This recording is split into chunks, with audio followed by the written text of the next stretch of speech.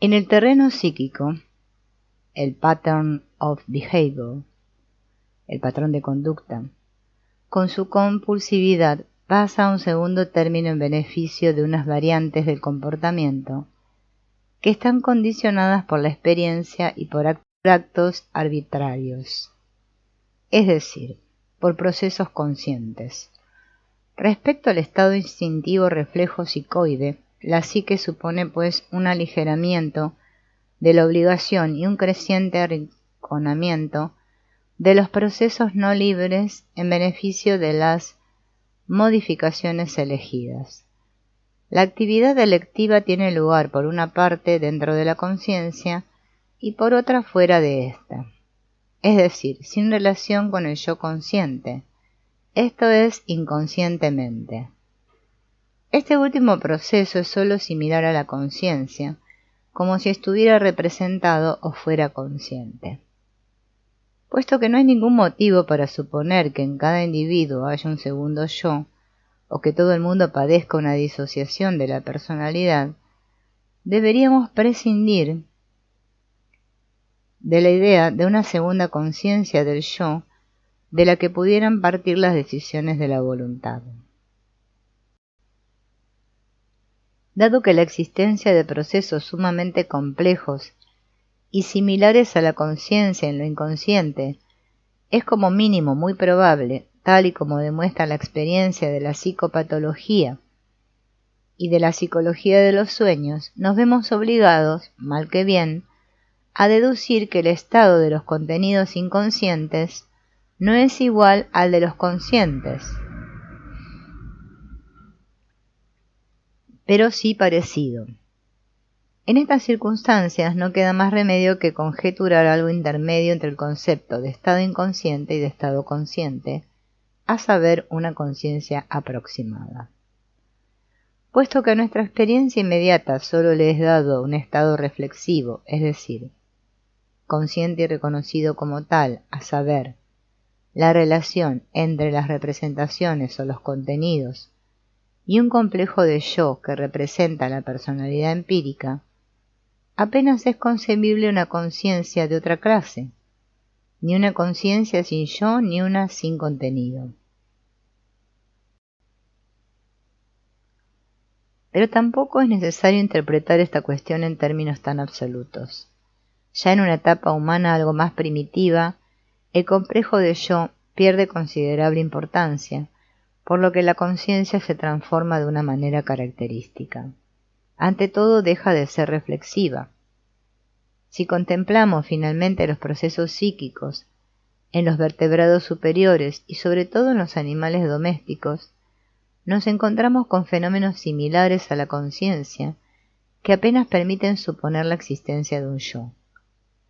La luz de la conciencia, como sabemos por experiencia directa, tiene muchos grados de luminosidad y el complejo de yo muchos grados de acentuación. En la etapa animal y primitiva domina la mera luminositas, que todavía apenas se diferencia de la luminosidad de los fragmentos disociados del yo. Del mismo modo que en la etapa infantil y primitiva la conciencia todavía no es una unidad, porque no está centrada por ningún complejo de yo firmemente trabado, sino que se aviva una y otra vez cuando la despiertan los acontecimientos externos o internos, los instintos y los afectos. En esta etapa todavía tiene un carácter insular o de archipiélago. En la etapa siguiente y en la superior, la conciencia sigue sin ser una totalidad completamente integrada, sino que antes bien está capacitada para ampliarse indefinidamente.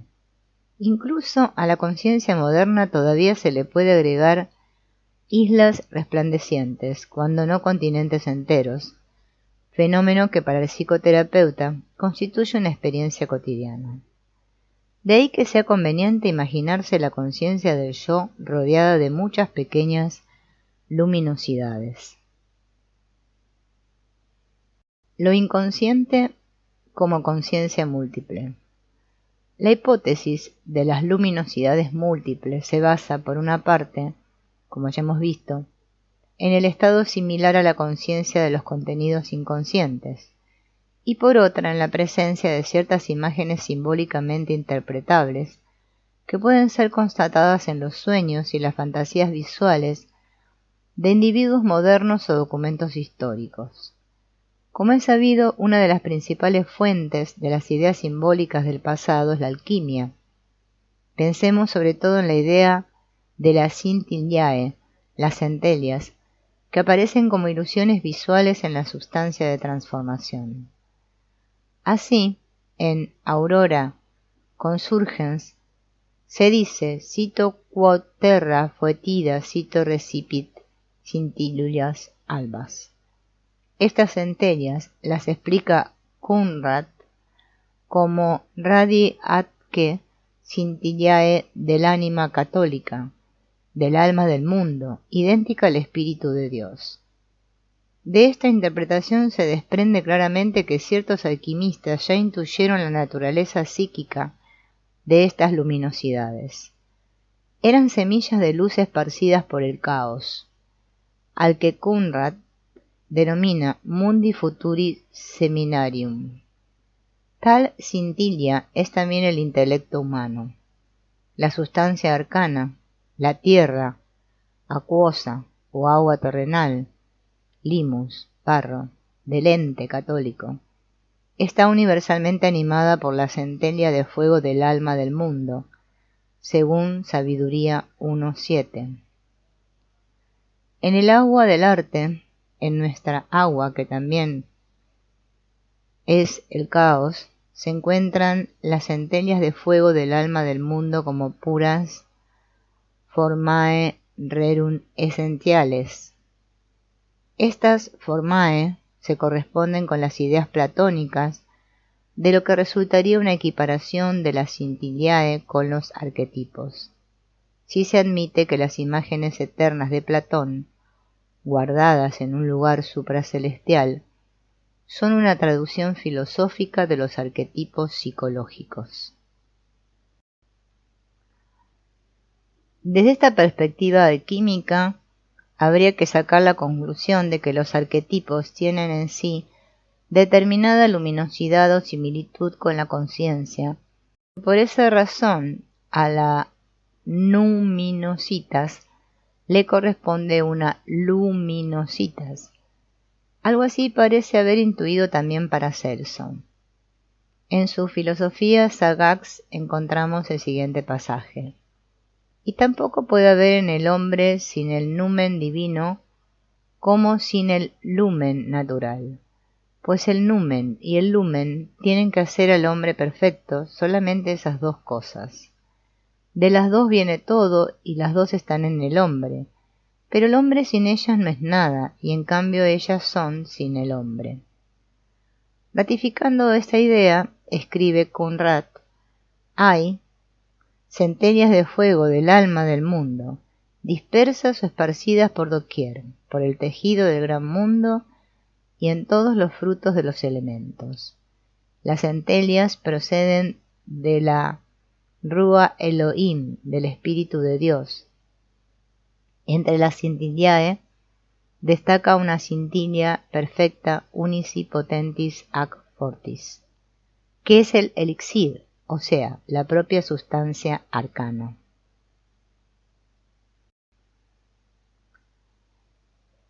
Si podemos establecer una comparación entre los arquetipos y las centellas, vemos que Conrad subraya aquí especialmente único. Este único es luego designado también como monade, como sol, ambos relacionados con la divinidad. Una imagen semejante se encuentra en la carta de los Efesios de San Ignacio de Antioquía, en la que habla del advenimiento de Cristo. ¿Y cómo se les reveló esto a los eones? Una estrella iluminó el cielo, más luminosa que todas las estrellas, y su luz era indescriptible, y este fenómeno provocó extrañeza. Todas las restantes estrellas, junto con el sol y la luna, rodeaban a esa estrella haciéndole coro. Psicológicamente, esa única scintilla o monada ha de ser interpretada como símbolo del sí mismo, aspecto que aquí solo quiero mencionar. Para Dorn, Las centellas tienen un claro significado psicológico. Así dice, así él percibirá con sus ojos mentales cómo algunas centellas brillan más y más de día en día, hasta convertirse en una luz tan grande que en lo sucesivo se le dará a conocer todo lo que él, el adepto, necesite. Esta luz es el lumen naturae que ilumina la conciencia, y las scintillae son luminosidades embrionarias que lucen desde la oscuridad de lo inconsciente. Dorn, igual que Conrad, le debe mucho a Paracelso. Coincide con este cuando supone que en el hombre hay un invisibilem solem plurimis incognitum. De esta luz natural innata al hombre, dice Dorn, en nosotros luce oscura la vida como una luz de los hombres, igual que en la oscuridad, una luz, que no hay que buscarla en nosotros, aunque está en nosotros, y sin embargo no es de nosotros, sino que procede de aquel que incluso se ha dignado a construir su vivienda en nosotros. Éste ha plantado su luz en nosotros, para que en su luz, que habita la luz inaccesible, veamos la luz. Precisamente por eso destacamos de las demás criaturas. Por esta razón estamos hechos a su semejanza, porque Él nos ha dado una centella de su luz. La verdad, pues, hay que buscarla no en nosotros, sino en la imagen de Dios que hay en nosotros. Así pues, el arquetipo que destaca Conrad lo conoce también Dorn como sol invisibilis o imago Dei. En Paracelso el lumen naturae procede del astrum occidus, el astro del hombre. El firmament, un sinónimo de astro, es la luz natural. De ahí que la piedra angular de toda verdad sea la astronomía, que es una madre de todas las demás artes. Tras ella comienza la sabiduría divina, tras ella comienza la luz de la naturaleza. De la astronomía dependen incluso las religiones certeras, porque el astro impulsa al hombre a codiciar, con gran sabiduría, lo que se le aparece milagrosamente a la luz de la naturaleza, donde se le descubren y revelan los misterios de las grandes maravillas de Dios. Incluso el propio hombre es un astrum, y no solo él, sino también eternamente todos los apóstoles y los santos. Cada uno es un astro, y el cielo una estrella. Por eso dicen las Escrituras, vosotros sois las luces del mundo. Y como toda la luz natural está en el astro, y el hombre tiene que tomar de él el mismo alimento que de la tierra en la que ha nacido, entonces el hombre en cierto modo también ha nacido en el astro. También los animales tienen la luz natural, que es un espíritu innato. Cuando nace el hombre está dotado de la luz perfecta de la naturaleza. Paracelso la denomina el primer y más valioso tesoro que alberga en su interior la monarquía de la naturaleza. En coincidencia con las conocidas designaciones del único, como perla valiosa, tesoro oculto, preciosidad difícilmente alcanzable, etc. La luz le es dada al hombre interno, es decir, al cuerpo interior, al corpus subtile, al cuerpo sutil, como se desprende del siguiente pasaje. De ahí que un hombre con dignidad, sabiduría, etc., venga de su cuerpo exterior, pues toda sabiduría y razón que el hombre utiliza está eternamente con ese cuerpo, y de este modo el hombre puede vivir como hombre interno y no externo. Pues tal hombre interno está eternamente glorificado y es verdadero, y así como él no le parece perfecto al cuerpo mortal, a él en cambio éste le parece perfecto separado de sí mismo. Esto que estamos contando se llama lumen naturae y es eterno, y se lo ha dado Dios al cuerpo interno, y es gobernado por el cuerpo interno y por la razón, pues la luz de la naturaleza solo es la razón y ninguna otra cosa. La luz es lo que da la fe, y Dios ha dado a cada hombre luz suficiente, por lo que está predestinado a no perderse. Pero para describir el origen del hombre o cuerpo interno, tengamos en cuenta que todos los cuerpos internos son solamente un cuerpo y una única cosa en todos los hombres, pero ordenadamente repartida por todos los cuerpos, uno tras otro. Y así, reunidos todos ellos, solo hay una luz, solo una razón. Además, la luz de la naturaleza es una luz que ha sido encendida desde el Espíritu Santo y no se extingue, pues está bien encendida. Y es una clase de luz que desea arder, y brillar cada vez más y ser cada vez más grande. Así pues, en la luz de la naturaleza hay también un deseo ardiente de encender. Es una luz invisible, de lo que se deduce que el hombre solo en lo invisible obtiene una sabiduría y su arte de la luz de la naturaleza. El hombre es un profeta de la luz natural. El lumen naturae se aprende, entre otras cosas, a través de los sueños, como la luz de la naturaleza no sabe hablar, intercede en el sueño por la fuerza de la palabra.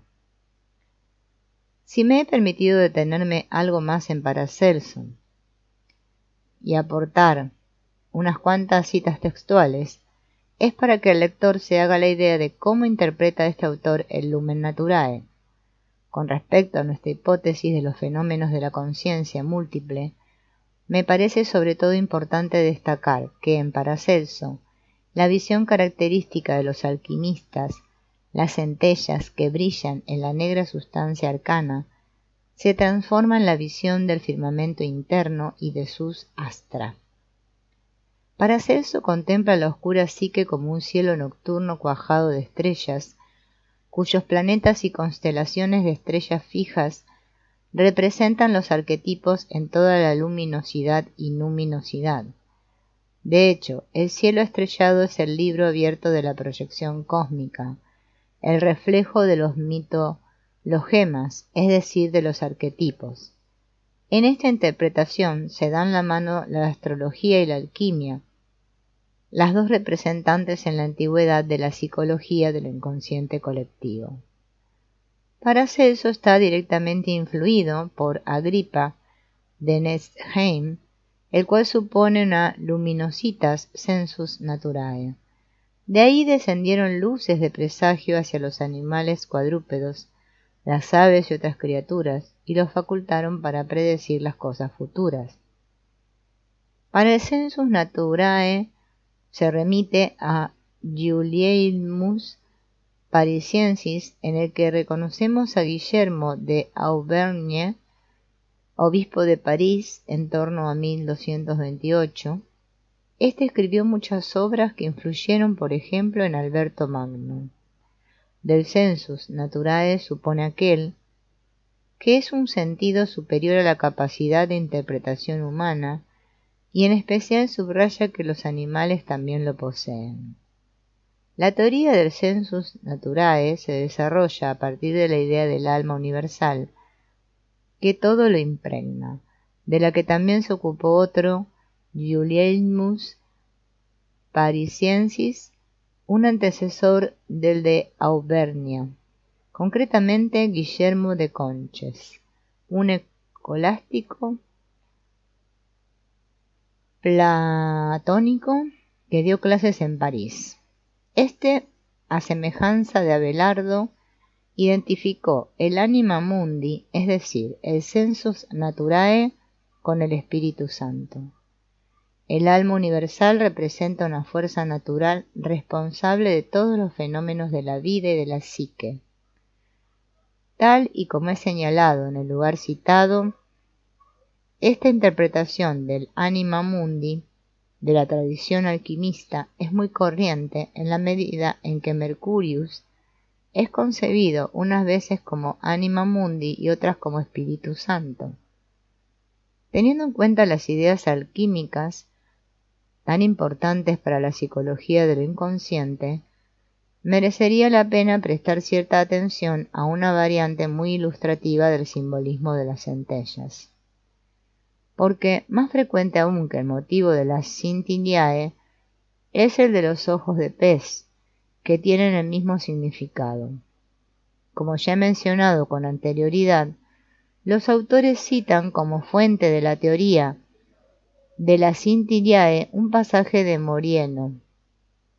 Este pasaje es en efecto encontrado en el Tratado de Morieno Romano, pero dice así: el latón puro se cuece hasta que brille como ojos de pez. Esta frase parece ser aquí una cita de una fuente anterior.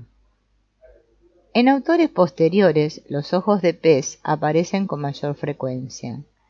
En George Ripley se encuentra la variante de que tras la desecación del mar queda una sustancia que brilla como ojos de pez, en clara referencia al oro y al sol, entendido como ojo de Dios. No es pues extraño que un alquimista del siglo XVII antepusiera a su edición de Nicolás Flamel, a modo de epígrafe, las siguientes palabras de Zacarías: todos ellos verán con alegría la clave de la bóveda en la mano de Zorobabel. Estos 7 son los ojos del Señor que recorren toda la tierra. Estos 7 ojos son sin duda los 7 planetas que, como el Sol y la Luna, son los ojos de Dios, que nunca descansan y recorren y ven todo. En este mismo motivo podrían estar basados los numerosos ojos del gigante Argos, quien llevaba por sobrenombre el que todo lo ve, que alude al cielo estrellado. Tan pronto aparece con un ojo, como con 4 o 100 o incluso 1000 ojos. Además se le considera insomne. Hera trasladó los ojos de Argos Panoptes a la cola del pavo real.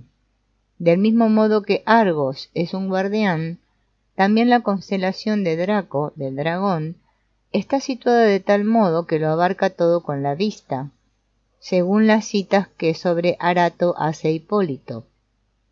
Aquí Draco es descrito como aquel que desde la altura del polo mira hacia todo lo de abajo, procurando que nada de lo que ocurre le quede oculto. Este dragón es, por así decir, insomne, ya que el polo jamás sucumbe. A menudo aparece mezclado con el sinuoso recorrido del sol por el cielo. Los signos del zodíaco son ocasionalmente llevados por la serpiente sobre su lomo, tal y como subraya Eisler. A través del simbolismo del tiempo, Draco, el que todo lo ve, pasa a convertirse en Crono, que en Sófocles es llamado Crono el que todo lo ve, y en el epitafio de la tumba a los caídos en la batalla de Queronea, el demonio que lo contempla todo. A partir de la identidad del que todo lo ve con el tiempo, se explican los ojos en las ruedas de la visión de Ezequiel. Sus llantas estaban llenas de ojos alrededor de las 4 ruedas. La identificación de la constelación que todo lo ve con el tiempo ha de ser mencionada aquí por su especial importancia, ya que alude a la relación del mundus archetypus, de lo inconsciente con el fenómeno del tiempo, es decir, a la sincronicidad de los acontecimientos arquetípicos, de la que hablaré un poco al final de este capítulo. Por la autobiografía de Ignacio de Loyola, que dictó a Luis González, sabemos que este santo veía a menudo un claro resplandor que, según él, a veces tenía la forma de una serpiente. Esta parecía estar llena de ojos brillantes, que no eran ojos. En realidad, primero se sentía muy consolado por la belleza de esta aparición, pero luego se daba cuenta de que era un espíritu maligno. Esta visión contiene, in summa, todos los aspectos aquí tratados del motivo del ojo y supone una configuración especialmente expresiva de lo inconsciente con sus luminosidades diseminadas. Es fácil imaginar la perplejidad que debía sentir un hombre medieval ante una intuición tan eminentemente psicológica, tanto más cuanto que su juicio no era secundado por ningún símbolo dogmático ni por suficientes alegorías de los padres. Pero San Ignacio no andaba tan desencaminado, ya que al primer hombre, a Purusa, también se le atribuye como propiedad la de tener 1000 ojos. Así leemos en Rig Veda 10:90, 1000 cabezas tiene Purusa, 1000 ojos y 1000 pies. Sostiene la tierra abrazándola y sobrepasa el espacio comprendido entre sus 10 dedos. Monóimo, el árabe, enseñaba, según Hipólito, que el primer hombre es una única monada, no compuesta e indivisible, y al mismo tiempo compuesta y divisible. Esta monada es el puntito de la I y la unidad mínima, que se corresponde con la única cintilla de Kunrat. Tiene muchos semblantes y 1000 ojos. A todo esto, Monóimo se basa principalmente en el prólogo del Evangelio de San Juan. Su primer hombre es, como Purusa, el universo. Hay que entender tales visiones como intuiciones introspectivas que registran el estado de lo inconsciente y al mismo tiempo como recepción de la idea central cristiana.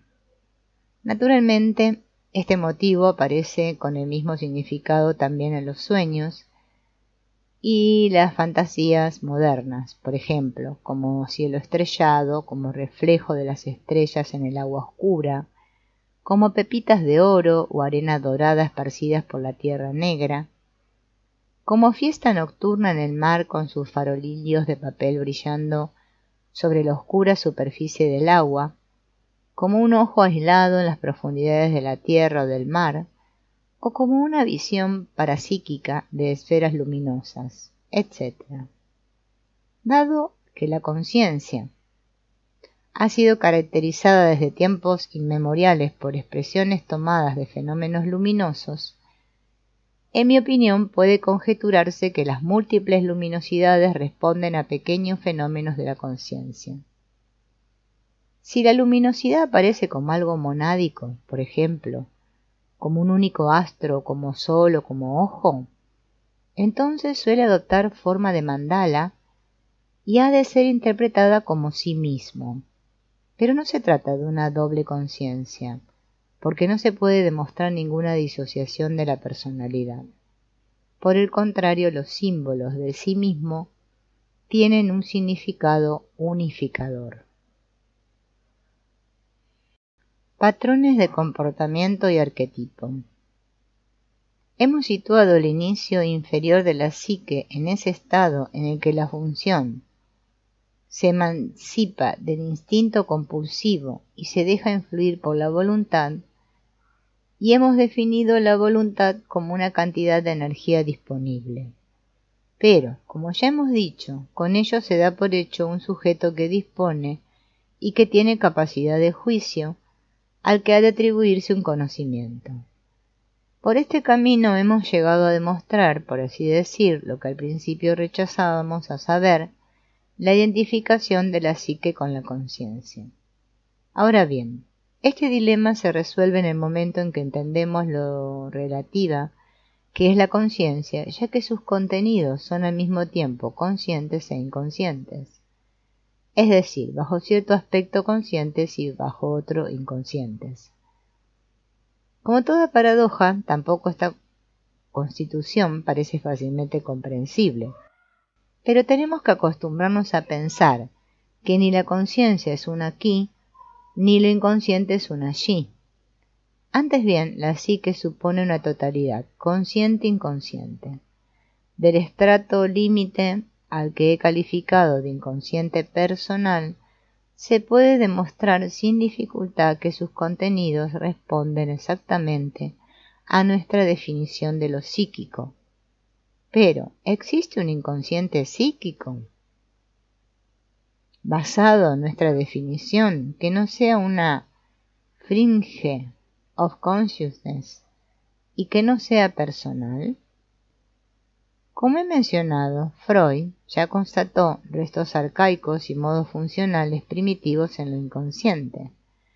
Posteriores investigaciones han ratificado esta constatación y han aportado un abundante material ilustrativo.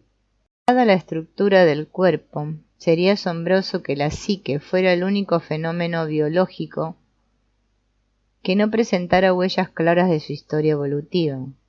Y es muy probable que estas características guarden una estrecha relación precisamente con la base instintiva. Instinto y modo arcaico coinciden en la noción biológica del pattern of behavior o patrón de comportamiento.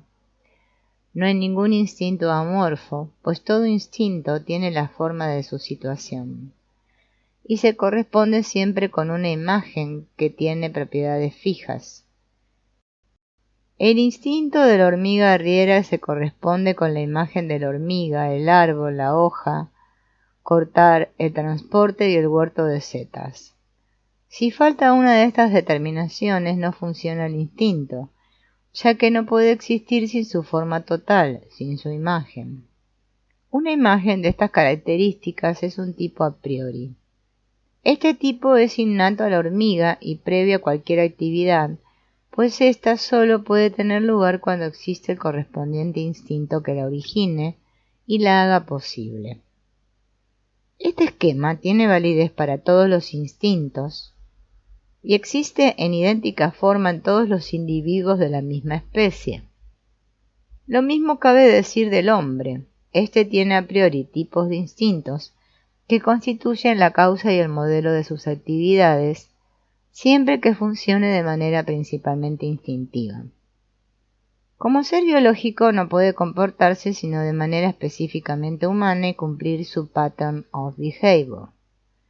Con ello se le ponen estrechos límites a sus posibilidades de arbitrio, más estrechos cuanto más primitivo sea el hombre y cuanto más dependa su conciencia de la esfera instintiva.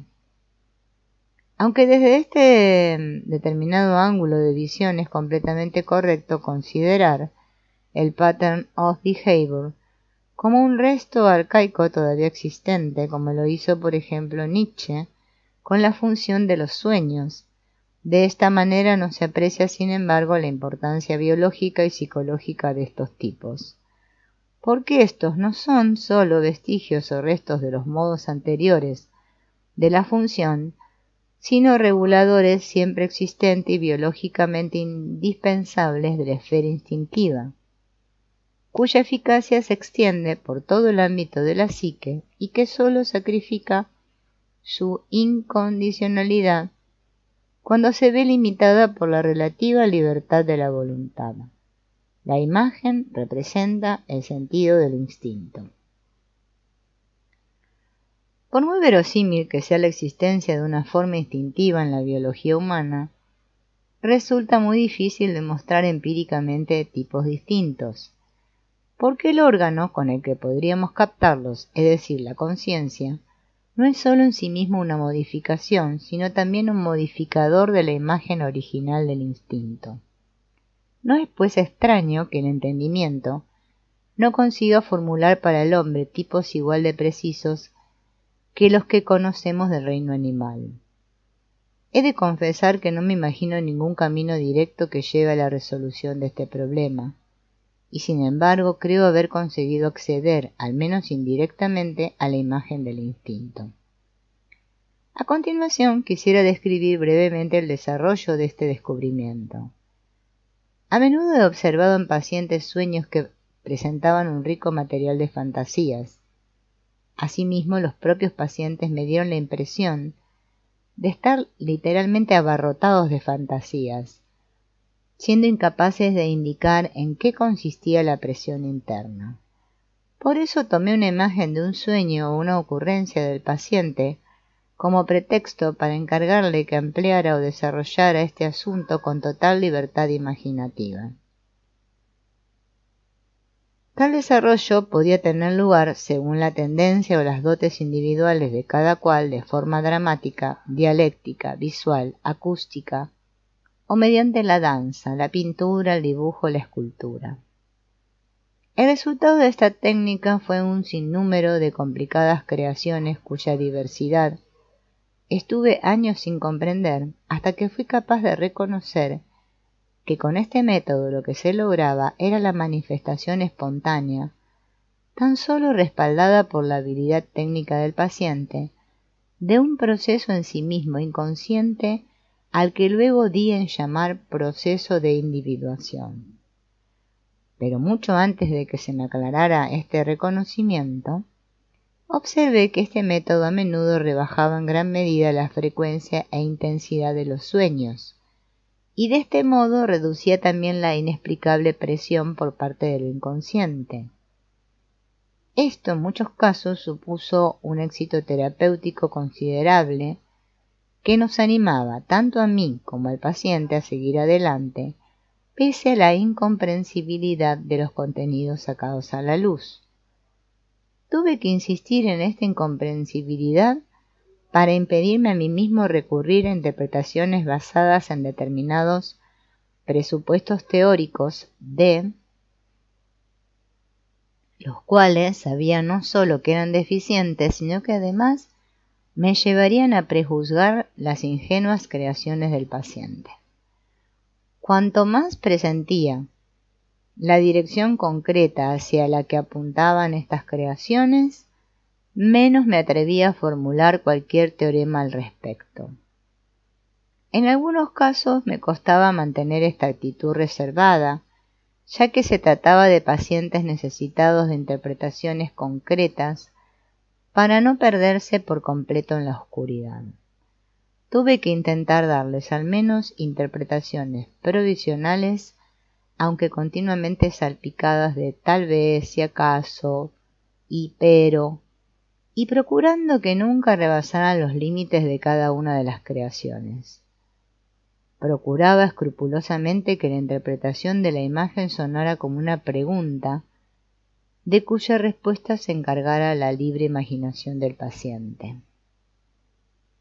La inicialmente caótica multiplicidad de imágenes se fue condensando en el transcurso del trabajo en determinados motivos y elementos formales que se repetían de forma idéntica o análoga en los individuos más dispares.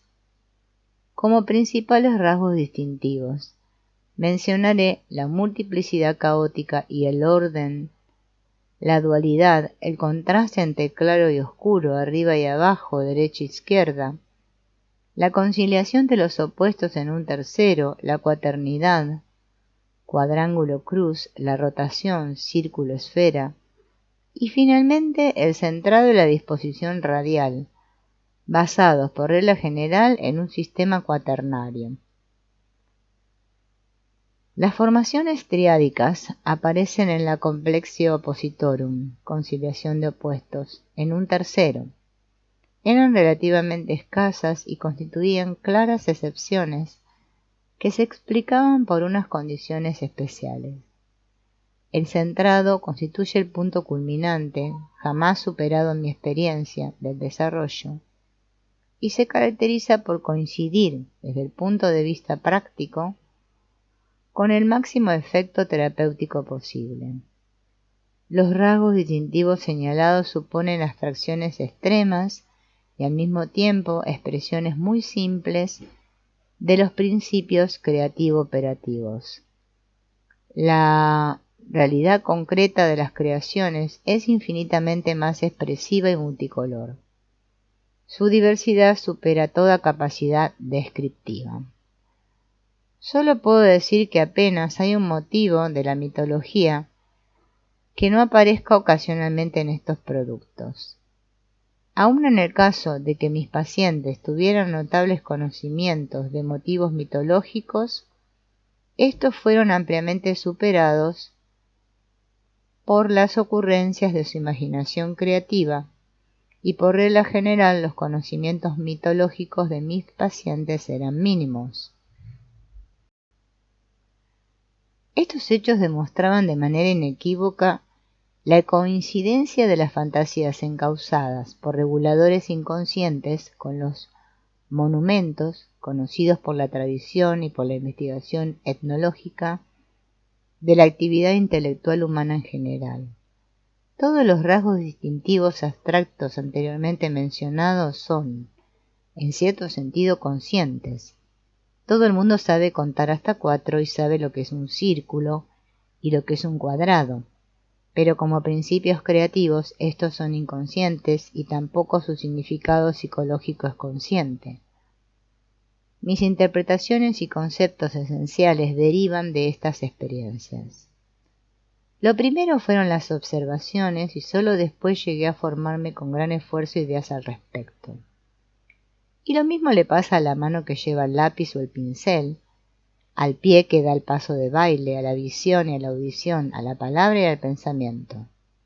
Un oscuro impulso decide en último término acerca de la creación. Lo inconsciente, a priori, obliga a la configuración, y uno no sabe que la conciencia de otro es guiada por los mismos motivos, pues se tiene la sensación de estar entregado a un azar ilimitadamente subjetivo. Por encima de todo el procedimiento parece cernirse una oscura presciencia, no sólo con respecto a la creación, sino también a su sentido.